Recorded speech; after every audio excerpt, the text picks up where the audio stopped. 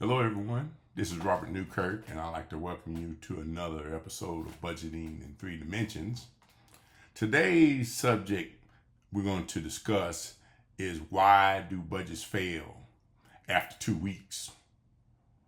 What's so magical about the 2 week thing? We need to understand what the 2 week cliff is. What is that? Why 2 weeks? Okay. So let's take this scenario at heart. Okay, it's the first of the month. You sit down, you build the budget like you always do. You feel really good about it this time because you just feel like it's going to work. And week one goes off perfectly, beautiful. But then week two comes and it starts to wobble. And somewhere around day 14 or day 15 or day 16, the whole thing collapses. And you're back to a spending without a plan. The 2 week mark is not a coincidence. It's not a discipline threshold. It is the precise point at which your current one-dimensional budgeting tactic has run out of structural support. And the listener, which is you, is left holding a plan with no mechanism to sustain it. If your budget always falls apart around the same time every month, the timing is telling you something. Today, I'm going to tell you exactly what it's saying and how to fix it permanently. By the end of the month, by the end of this episode, you will understand why the 2 week collapse happens with near mathematical predictability and what structural additions eliminated entirely. Okay, because we're going to go through that. So we're going to talk about the anatomy of the 2 week collapse. Because, 2 weeks, that's not a coincidence. There's a method to the madness, okay? So why does the breakdown happen at the same point all the time? So we got week one, that's the motivation window. A brand new budget carries the energy of a fresh start. We're starting brand new. Decisions are intentional. Spending is watched. And the plan feels manageable. This is the projected budgeting doing what it does best. Is setting the intention. But then the crack appears. Okay. Somewhere in week two, real life introduces the unexpected. We're talking about an unplanned expense, maybe a social obligation that we got to go to, could be a stress purchase. The projected budget has no mechanism to absorb the deviation. There's no real-time record to consult. There's no mid-month visibility to course correct against. So now you're at this point. You get to the 15th to the 16th of the month, and suddenly you're in a position to make this decision of abandonment. Oh no, the budget is blown. What are we gonna do? Okay. When the budget has no feedback loop, deviation feels like failure. And once the plan feels broken, the psychological cost of continuing rises sharply, while the perceived benefit of continuing fails. The rational feeling and this decision, all of a sudden it becomes stop the madness. So we try again the next month, same thing happens. Without a summary budget, connecting months together, there's no data to learn from. There's no pattern to recognize. There's no proof that past attempts built any foundation. Every month you start from zero with zero projection against the same 2-week collapse. What's the root here? The 2-week collapse is not a motivational problem. It is a structural problem. And the projected budget runs out of support at exactly the moment real life tests it. Because the two dimensions that sustain it are completely absent. That the abandonment decision that you went through is rational. And it's rational because you're working with a broken system. And it validates your instinct to stop. And it makes sense. But the system you were using gave it no better option. Well, that changes now. So what keeps a budget standing past 2 weeks? A budget falls apart after 2 weeks because it's only ever built to last 2 weeks. But the budgeting in 3 dimensions system is built to last a full month. And every month after that. And every month after that. Here's how. Because you got the first dimension. We always talk about the projected budget. And projected budget is responsible and takes charge during weeks 1 and week 2. Because that's the foundation of your budget. Okay? This is not just something that's arbitrary. This is your foundation. So what does it do? It sets the month intention. You talk about from incomes, expenses, and spending categories. All of those are established before the month begins. Now, why is it not enough on its own? Well, the projected budget is a static document. The moment an unexpected expertise or unexpected expense enters the picture, the plan has no live connection to reality. It needs the second dimension to stay functional past week 2. So its foundational role, and you must think of it this way, is the projected budget is scaffolding. It's strong enough to start the build, but never meant to stand alone through the full month. And that's why we need the second dimension. The second dimension is the actual budget. And this is the mid-month lifeline. So when that time comes, remember, before, you didn't have that second dimension. And it was always the case that when it came around the 14th or the 15th or the 16th of the month, that's when that mid-month crisis came in as far as your budget was concerned. Okay. The second dimension is a real-time record of every dollar spent. It's tracked actively throughout the month and compared directly against the projected budget. Why does it eliminate the 2-week collapse? It's because the actual budget is the feedback loop that we need that the one-dimensional system never had. And when a deviation occurs in week 2, the actual budget makes it visible immediately as a data point. You got a data point now. You didn't have a data point before.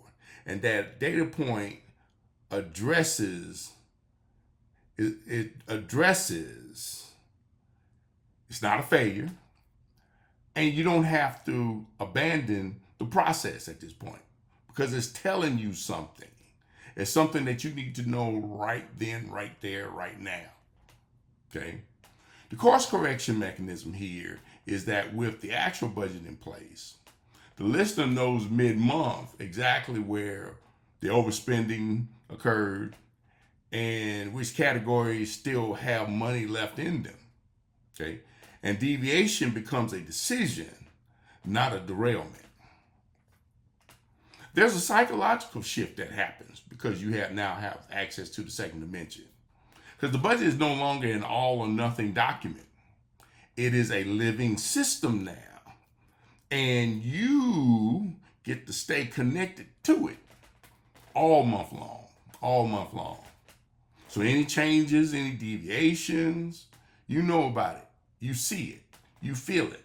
You can make the decision to correct along the way. And that connection is what carries it past the 2-week cliff. The third dimension, which is the summary budget, and that is the month over month anchor that holds everything together. Okay. So the third dimension is a cumulative monthly record of spending patterns, variances, and financial progress that connects every completed month to the one before it. Okay. Now, why does it prevent the cycle from repeating at this point? Because the summary budget turns individual months into a connected financial story. When you take the month of March, there's a story now attached to it. So when you go into April, you base April based on your performance in March. The 2-week collapse that happened during March is now very visible in April. And April is able to adapt based on what happened in March. And that's with the summary budget data.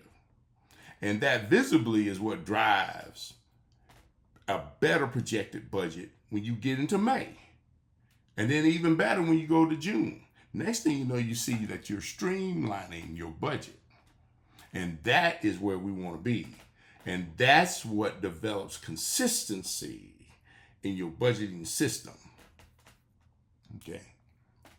So there's a compound protection here, because once you get 3 months of summary data, you know exactly which weeks, which categories, and any triggers that are there that cause your budget to break down. You know what they are. That knowledge makes the next month's plan successfully stronger from the start. The projected budget carries weeks 1 and 2. The actual budget sustains weeks 2 and 3, or your mid-month lifeline, and then it finishes up with 4. So now that you have the summary budget, you can now carry the whole month over to the next month. Okay? And together, they cover the entire financial calendar.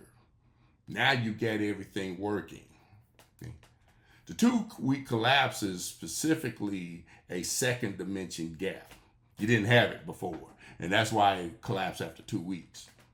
So if the actual budget had been in place, the collapse at week 2 would have become a course correction instead. And that is so key to understand, that you no longer have a collapse. You just have a course correction. Okay. Now, you're talking about now dealing with the turning point, which is from the 2-week point to the finish of the month. Okay. If you have never finished a full budget month before, if you've always hit the wall somewhere around week 2, I want you to understand something. You have never actually seen what your budget can do for you, because the results live in the second half of the month. Now, I want you to paint this picture with me real quick. You now have clarity. The clarity of knowing exactly what you spent. The satisfaction of comparing your plan to your reality. The data you carry into next month's budget that makes it sharper, it makes it more realistic, and it's easier to sustain. The clarity. And when you have clarity, you can create consistency. I want you to see that. I want you to see that. Picture that for me. Please picture that for me. Okay. What have you always been missing at the 2-week mark? It hasn't been willpower. You've always had that. It's not commitment. You've been committed because you keep doing it over and over and over again, even though you failed and failed and failed and failed. Okay? You have a real-time record. You have a feedback loop. You have a system that catches deviations and gives it somewhere to go besides abandonment. And where it goes is now your course correction. You now have that capability. So this month, I want you to make it past week 2. Make it past week 2. By any means necessary. Not by gritting your teeth, but by adding the dimension you've been missing. 1 full month of all 3 dimensions running together. That's all it takes to break the cycle. So visit our website at robertfnewkirk.com to make this challenge a reality. Because I want you to see it for yourself. I want you to believe it for yourself. Okay. The 2-week wall falls when the right structure is in place. I built both the course and the tool specifically so that the second half of the month is left and has no worries about support again. So you got the budgeting in 3 dimensions, the course. The course walks you through exactly what to do at each stage of the month. How to build a projected budget with enough flexibility to survive real life. How to maintain the actual budget consistently through the weeks of the time. We're talking about the course weeks 2, weeks 3, and weeks 4. And then how to close the month with a summary budget and give yourself a review that strengthens the next cycle. A month-long process that you can follow with confidence. One that has built-in crack points, has correction mechanisms, and is a clear finish line for you. Okay? And this is the outcome. Because for the first time, you will experience a budget month from start to finish and discover what consistency actually feels like. And I want that for you, okay? And that's what the course will be able to give to you, okay? We also have the Budget 360 application tool. It provides a single application holding all 3 dimensions. We're talking about the projected, the actual, and the summary budget. So the structure that keeps the budget alive through the full month is always present and always accessible. And it does that for you. And as I keep telling you, the summary budget is actually built by the application tool for you. So you don't have to build it. You just need to set it up and the program will actually take care of it for you. The actual budget inside Budgeting 360 is designed for daily and weekly use throughout the month. It is the mid-month lifeline that has always been missing, now built directly into the tool.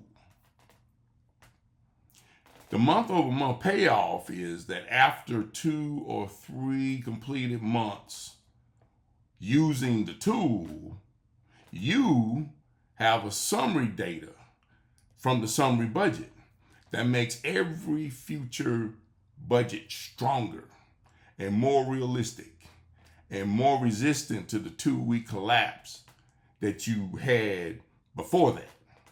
Okay? So, whether you decide to go buy the book or you decide to enroll in the course, or you decide to access the Budget 360 application tool. Bottom line is pick your starting point and give yourself 1 full month to complete the system. And if you need more tips, feel free to follow the link below for the Budgeting in 3 Dimensions Money Management course. Because the course provides the month-long process and the mindset for each stage. The Budgeting 360 tool provides the live structure that keeps all 3 dimensions accessible and active every day of the month, and neither replaces the other. So, remember that feeling Week 1, strong. Week 2's wobbly.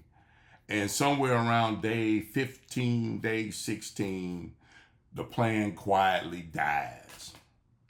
That is not your story anymore. Now you know exactly what happens, exactly what stops it. Now, this month, add the actual budget. Track every dollar through week 2, week 3, and week 4. Reach the end of the month. Then run the summary budget. Do that once, and the 2-week wall is gone forever. So, once again, you can do one of 3 things. Pick up the book, Budgeting in 3 Dimensions. And yes, I have it right here so that you can see it. That's what the cover looks like. So pick it up. Or, number 2, enroll in the Budgeting in 3 Dimensions Money Management course to get more detail, more access in terms of real on the job training in terms of budgeting in 3 dimensions. Or you can access the Budget 360 application tool. Okay, 1 full month, and that's all it takes, and you'll be well on your way. Your budget has never fallen apart before because you quit. It fell apart because it ran out of structure. Now that you have the other 2 dimensions, use them but start to believe in the philosophy of budgeting in 3 dimensions.